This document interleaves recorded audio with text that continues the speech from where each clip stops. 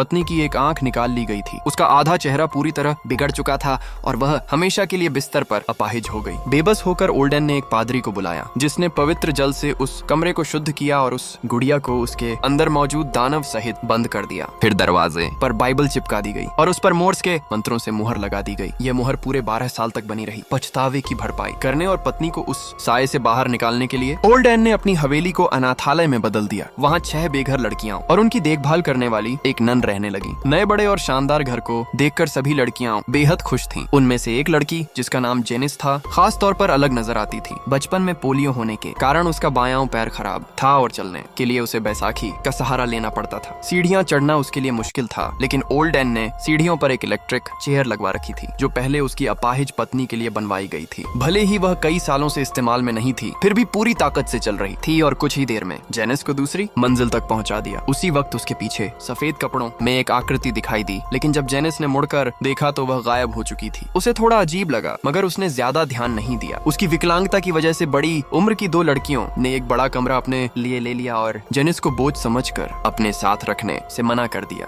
सौभाग्य से खुशमिजाज लिंडा ने उसका साथ दिया और दोनों सबसे अच्छी दोस्त बन गईं। वे एक छोटे से 2 सीटर कमरे में रहने लगीं, लेकिन उस कमरे में कई अजीब दिखने वाली कपड़े की गुड़ियां टंगी थीं। एक दिन घूमते हुए जेनिस ने देखा कि एक कमरे के दरवाजे के चौखट पर बहुत से नंबरों जैसी खरोंचें बनी थीं, मानो किसी की लंबाई दर्ज की गई हो। जब वह दरवाजा खोलने ही वाली थी, तभी ओल्डन आ गया और उसने उसे रोक दिया। उसने बताया कि यह कमरा सख्त मना है और हमेशा बंद रहता है। जेनिस डर गई, लेकिन उसे नहीं पता था कि असली डर तो रात में आने वाला है। आधी रात को जेनिस को दरवाजे के बाहर कदमों की आहट से नींद खुली। दरवाजे की दरार से एक पर्ची अंदर आई। उठाकर देखने पर उस पर लिखा था, मुझे ढूंढो। ये ठीक वैसा ही था जैसा कभी एनाबेल अपने पिता के साथ खेलते समय करती थी, लेकिन जेनिस ने इसे अपनी सहेलियों की शरारत समझा और बाहर निकल गई। जब वह उस बंद कमरे के दरवाजे के पास पहुंची तो दरार से एक और पर्ची निकली, जिस पर लिखा था यहीं। जेनिस ने साथियों के नाम लेकर पुकारा, मगर कोई जवाब नहीं मिला। किसी अनजानी ताकत के असर में आकर उसने दरवाजे का हैंडल घुमाया। जो दरवाजा दिन में पूरी तरह बंद था, वह इस वक्त खुल गया। अंदर एक बड़ा कमरा था जो तरह तरह के खिलौनों से भरा हुआ था।